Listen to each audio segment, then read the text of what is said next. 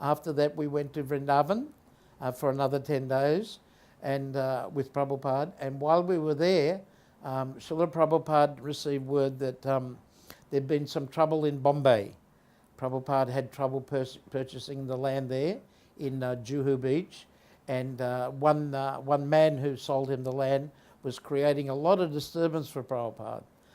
And he had influenced the Bombay Municipal Council to ban the Harinam Sankirtan party, saying that, oh, they create so much noise and, you know, they disturb everyone, you have to stop this.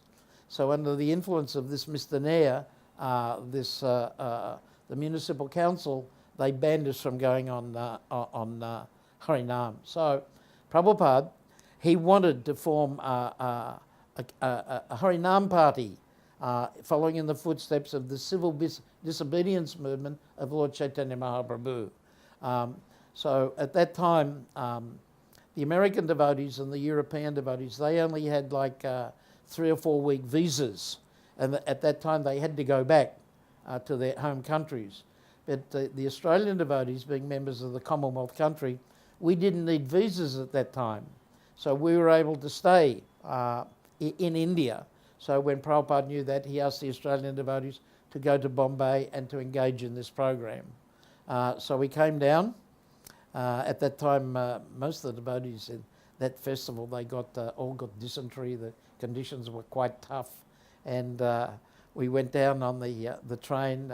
Dinanath Prabhu, the temple didn't have much money in those days, so he bought us 3rd-class tickets, and it was a rather hellish journey. Plus the train was always stopping. It took 36 hours in that train. The train trip we will never forget. So we arrived down in Bombay, and we went to the Juhu land, and there was one building, one go-down. Prabhupada was living up in his quarters in one building. We weren't allowed to take hold of those buildings. The tenants, they had the right to stay in there. So Prabhupada, we had one room on one of the tops of one of the buildings. And all the devotees, we lived in this big go-down. And in this big go-down, there was only half the roof. So like all the temple presidents and sannyasis and all the big shots, they got the roof. And the brahmacharis, we got the part of the building without any roof, like that. And to taking bath, we had a 44-gallon drum full of water, and we just bucketed over ourselves like that. So it was pretty simple living conditions. So the next day, we went out on Harinam, and we went out with great kirtan leaders such as Achyutananda Maharaj at the time, Vishnu Jan Swami, who Prabhupada called the King of Kirtan, Dinanath Prabhu, and another devotee named Jai Satchananda Prabhu.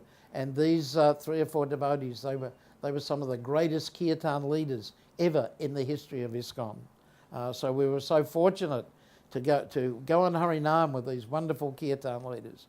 We went to Villapale and we went to Santa Cruz, and we chanted, and we went there for a couple of days. And after a couple of days, the court case was held, and the magistrate, he thought that the whole thing was absurd, and therefore he immediately dismissed the order, and immediately Srila Prabhupada won the court case, and we defeated Mr. Nair. But what had happened, Srila Prabhupada thought that we were going to be in for a long battle.